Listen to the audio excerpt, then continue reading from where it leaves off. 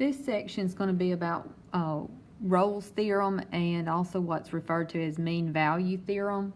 The first paragraph that you're seeing here is actually an explanation of the extreme value theorem, which is what you learned in the previous section. I wrote it again just because I was wanting to compare this to this next paragraph down here that is about Rolle's theorem, because you do have a little bit of consistency between these two things.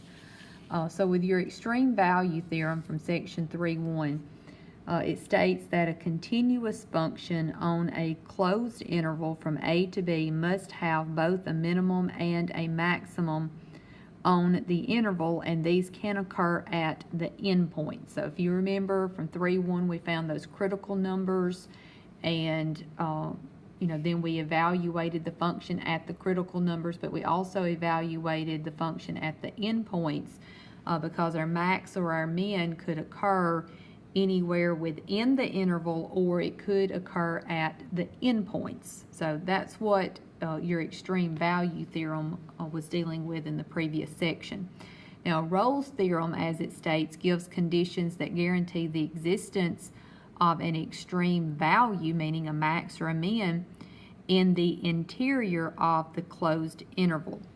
And again, going back to mean value, or going back to extreme value theorem, your max or your min did not have to occur in the interval. Your max and your min could have occurred at the endpoints. So there was no guarantee that it was in the interval.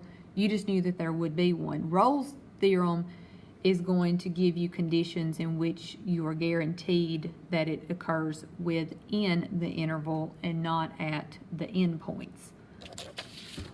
Okay, so this is the actual definition of Rolle's theorem, and actually the conditions that we're going to have to look for. Of course, if a function is continuous on the interval, on the closed interval from A to B, so you got to remember you're dealing with a closed interval from A to B when you're being asked or considering the fact that it's continuous.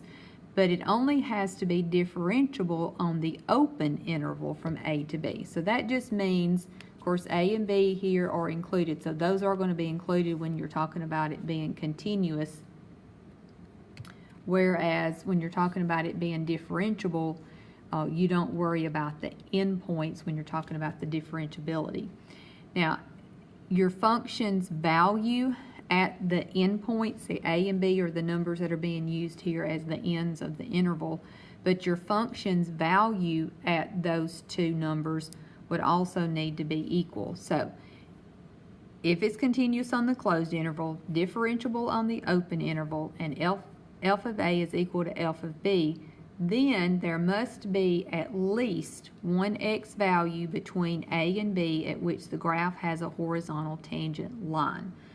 All right, so going back to tangent line, that means we're talking about derivatives. So when they say that it has to have a horizontal tangent line, that means that your derivative at this number, when it refers to an x value between A and B, you're going to see that they're going to use the letter C to represent that number in some of our notation.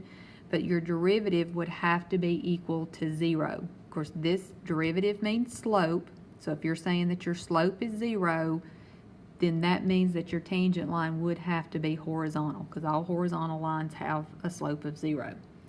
All right, so here are some examples and explanations about when Rolle's theorem applies and when it doesn't apply. And that's one thing that you're going to be asked to determine. When does it apply and when does it not apply? Okay, so in the first example that I have here, it says Rolle's theorem does apply for this particular situation because, first of all, the function is continuous. So this is your point A, this is your point B. So if you go with your graph all the way from A to B, it is continuous.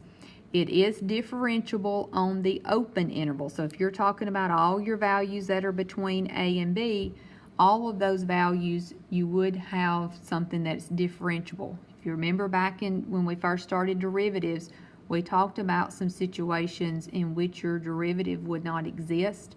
A sharp turn, it's not continuous. and it being unbounded. So if you remember, those were the situations in which something would not be differentiable. All right, so it's got to be differentiable on the open. So if all of this applies, what that means is that you will have a value C in which your derivative is equal to 0, since there would be a horizontal tangent line at x equals C. So this is just the x value that I had picked here. That, of course, would be this value on your graph. You would have a horizontal tangent line at this point. So that's what Rolle's theorem tells you. If it's continuous, if it is differentiable everywhere in between, you're guaranteed there's going to be a number in between A and B in which you have a horizontal tangent line. So it could be like at a high point like this. It could be that it's at a low point. But that's what you're looking for when you're asked about Rolle's theorem applying. Now, a couple of situations in which Rolle's theorem is not going to apply. That's what you're seeing with these two examples. So this first one, as it states that it's Rolle's theorem is not going to apply. F is continuous. So, I mean, if you look at your graph from A to B, this is a continuous graph. So, like, it passes that criteria that it's continuous on the closed interval, but it's not differentiable on the open interval. And the reason being is that at x equals C, there's a sharp turn. So if you remember, of course, I stated it a while ago that that's a condition in which your function would not be differentiable if you have a sharp turn. So because of that, Rolle's theorem would not apply. The last one here at the bottom, it says Rolle's theorem does not apply because F is not continuous on the closed interval. So if you look at your graph here, you know, from A around to B, what's going to happen right there at that open circle, your graph is not going to be continuous. So there's not ever any need to even bother looking any further as far as is it differentiable, because if it's not continuous at x equals C, it's not going to be differentiable at x equals C. Now, in all three cases, I didn't point this out a while ago, but I've written this statement below each one of them because actually the three examples I've sketched off for you, f of A and f of B are equal. I mean, they're lined up side by side. Okay, so of course when you say f of A is equal to f of B, that would mean that the y value of these points would have to be the same. I mean, they are. And same thing here. Those are lined up. Of course, I dotted the line in here to indicate, again, same thing, that your f of A and your f of B are equal. So that's the conditions or the situations that we're looking at when we're talking about Rolle's theorem.